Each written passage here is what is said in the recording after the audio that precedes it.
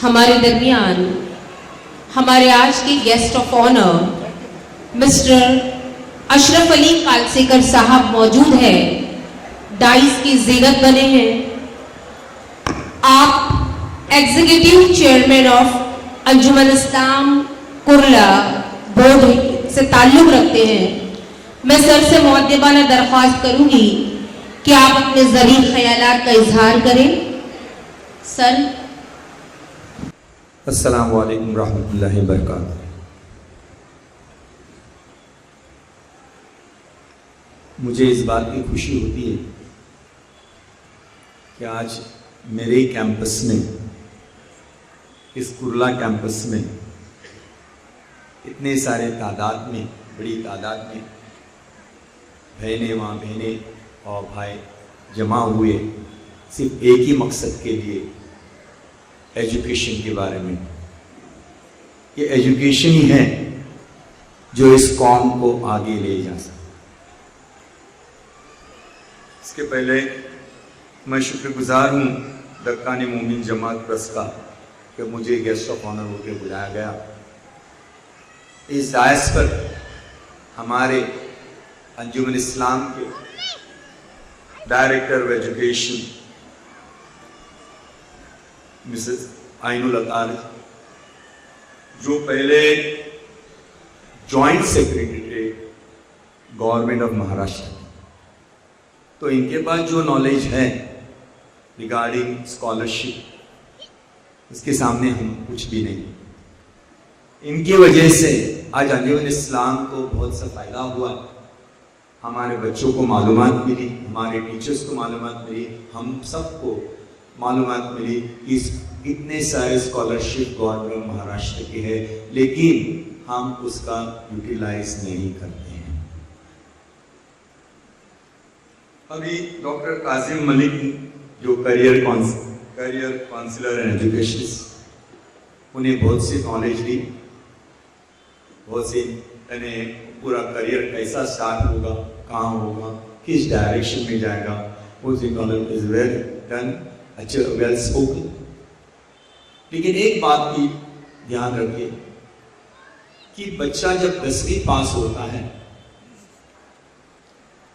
तब तक बच्चे ने और माँ बाप ने कुछ डिसाइड नहीं हुआ कि बच्चा साइंस में जाएगा, कि कॉमर्स में जाएगा, कि आर्ट्स में, दूसरा कौन से कॉलेज में जाएगा।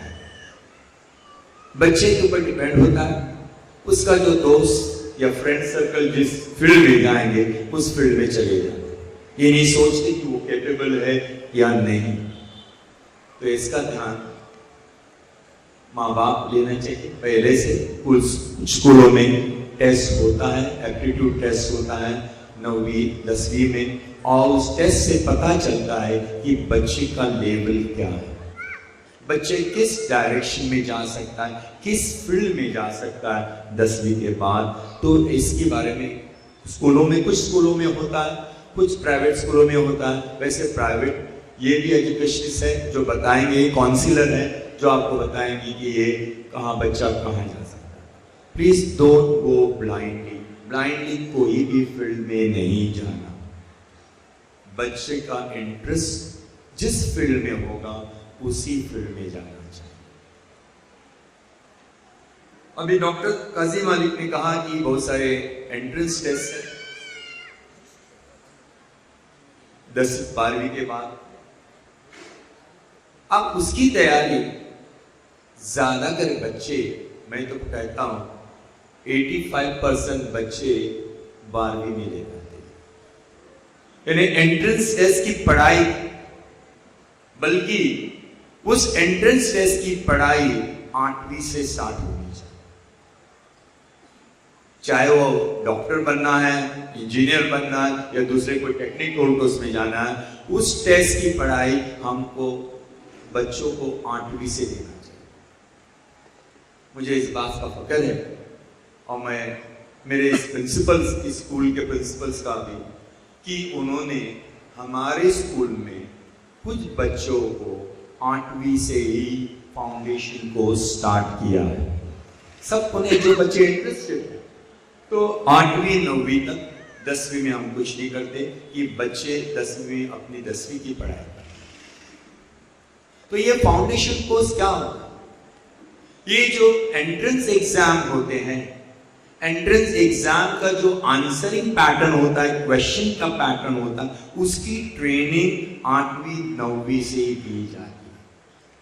वही क्वेश्चन जो 8वीं का पोर्शन है, 9th का पोर्शन है, लेकिन उसको अलग तरीके से सवालात को काम करते हैं। जैसे एंट्रेंस टेस्ट के सवालात होते हैं, उसी तरह उनको ट्रेन किया जाता है। और 12वीं की बाद जो टेस्ट एंट्रेंस एग्जाम है, जेई मेन है, जेई एडवांस है, फिर नीट है, इनकी टेस्ट ये एंट्रेंस एग्जाम इतने आसान नहीं है और इतने डिफिकल्ट भी नहीं है। हम लोग यानी ज्यादा करके 85% 12th में रह जाने के बाद तैयारी करते हैं, लेकिन उसकी पढ़ाई 11वीं से ही या 10वीं का रिजल्ट आने के पहले, एग्जाम हो गया 10वीं का, 15 दिन 20 दिन के बाद उसकी पढ़ाई स्टार्ट करनी होगी, प्रोवाइडेड आपने डिसाइड किया है कि मुझे मेडिकल फील्ड में जाना है या इंजीनियरिंग फील्ड में जाना है, लेकिन उसकी पढ़ाई 10वीं के फौरन बाद स्टार्ट होगी। जिसके पेरेंट्स पढ़े लिखे हैं होते हैं, वो ये इस बात का ध्यान देते हैं। और ज्यादा करके हमारे कौम में माँ बहनें हमारी बहुत ज्यादा पढ़ी है, और ये दिख रहा है कि उनकी नंबर ज्यादा है इन द बॉयज जेंट्स के हिसाब से। तो जिस घर में माँ पढ़ी लिखी है, वो घर डेफिनेटली आगे जाएगा, उसके बच्चे डेफिनेटली आगे बढ़ेंगे। तो ये एंट्रेंस टेस्ट की पढ़ाई के ऊपर थोड़ा तवज्जो दो। जिनके बच्चे अभी छोटे हैं, 8वीं 9वीं में, और आगे सोचा है क्या करना है, तो उसकी पढ़ाई स्टार्टिंग से ही होनी चाहिए, ये ध्यान देना चाहिए। दूसरा है, बच्चे ज्यादा करके 10वीं के बाद ड्रॉप आउट डाला होगा। हमने हमारे स्कूलों में भी देखा, उसकी रीजन घर का फाइनेंशियल कंडीशन कुछ ज्यादा करके हमने देखा। माँ बाप सिर्फ कमाने होता है, बोलते हैं मेरे धंधे में आ जा, और तू बच्चा आएगा, धंधा डबल हो जाएगा, नफा ज्यादा होगा, लेकिन बच्चे का क्या फ्यूचर क्या? अभी किसी ने पूछा कि 10वीं के बाद फौरन रोजगारी कैसी मिलेगी, उन्होंने बहुत से काजिम डॉक्टर साहब ने बहुत से इंफॉर्मेशन दी, बेशक, लेकिन 10वीं के बाद 6-6 महीने के सर्टिफिकेट कोर्सेस है। और कहाँ है? हमारे साधु सिद्धि कॉलेज में कम से कम 45 सर्टिफिकेट कोर्सेस है, 6-6 महीने, अलग अलग टेक्नीशियन, अलग अलग कोर्सेस। उस कोर्स को भी करेंगे तो आप उस चीज की नॉलेज मिलेगी और आपको अपना कुछ धंधा स्टार्ट कर सकते। उसे 10वीं के बाद एडमिशन कहाँ लेना? जूनियर कॉलेज में। ज्यादा करके बच्चे समझते कि हम बड़े बड़े कॉलेज का नाम लेते हैं, लेकिन पहले देखो आपके परसेंटेज उस कॉलेज में आपको एडमिशन ले सकता है। सब डाटा अवेलेबल। आप उसी कॉलेज को लेकर बैठे, मुझे केसी कॉलेज में चाहिए, मुझे जैन कॉलेज में चाहिए, जेवियर कॉलेज, बाकी के कॉलेजेस नहीं।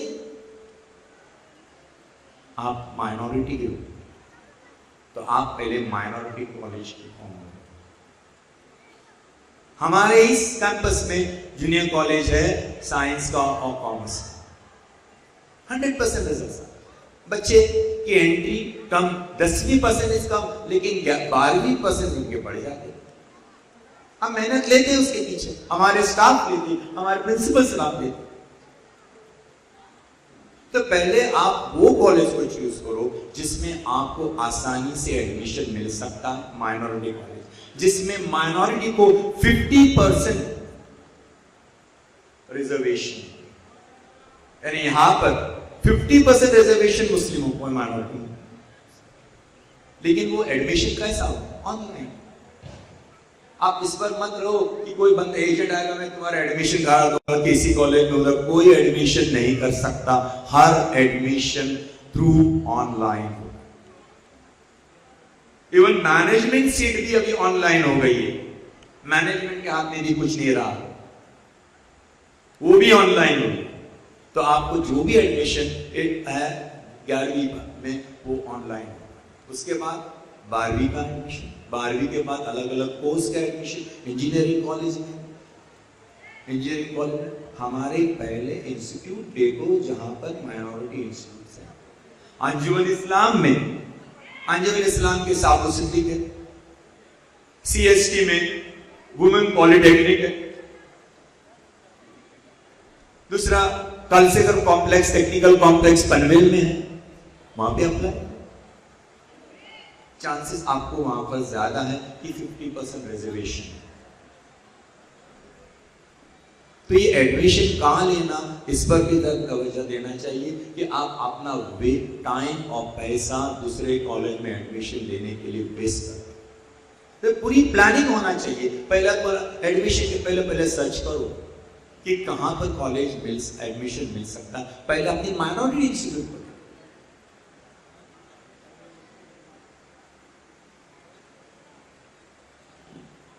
बाकी का मैं बोलता हूं कि स्कॉलरशिप के बारे में, यानी बच्चों को ज्यादा फाइनेंशियल हेल्प जो प्रॉब्लम्स आती हैं 12वीं के बाद, फीस का स्ट्रक्चर देखकर उसके बारे में ज्यादा नॉलेज मेरे से ज्यादा आइनुल नागर मैडम दे सकती है कि बहुत सारे स्कॉलरशिप्स हैं गवर्नमेंट के जिसको हम टच कर, हमको नॉलेज नहीं। गवर्नमेंट के पास बहुत से कॉलेज, बहुत से स्कॉलरशिप, लेकिन we are not aware of. हमको मालूम होना चाहिए कि कैसे अप्रोच करें। मैं शुक्रगुजार हूं दक्कानी मोमिन जमान ट्रस्ट का कि मुझे बुलाया और मुझे वक्त दिया कुछ चीजें सामने रखने के लिए। वो बहुत अच्छा काम कर रही है, ऐसे और प्रोग्राम करके लोगों को अवेयरनेस दे रहे। ये अवेयरनेस इम्पॉर्टेंट होता है। ये अवेयरनेस नहीं होने की वजह से लोग 10वीं और 12वीं के बाद डगमगा जाते, कहाँ जाना, किधर जाना, कैसे जाना। तो ऐसा लगता है कि आप लोग आपने बहुत अच्छा काम किया। मैं भी ऐसे 2 इंस्टीट्यूट, 2 ट्रस्ट से इन्वॉल्व हूँ जिसमें हम यही काम करते हैं। साल भर में 6 साल करियर गाइडेंस स्कूलों में, कॉलेजों में ऑर्गेनाइज करते हैं। उसका फायदा स्कूल बच्चों को होता है। Thank you very much.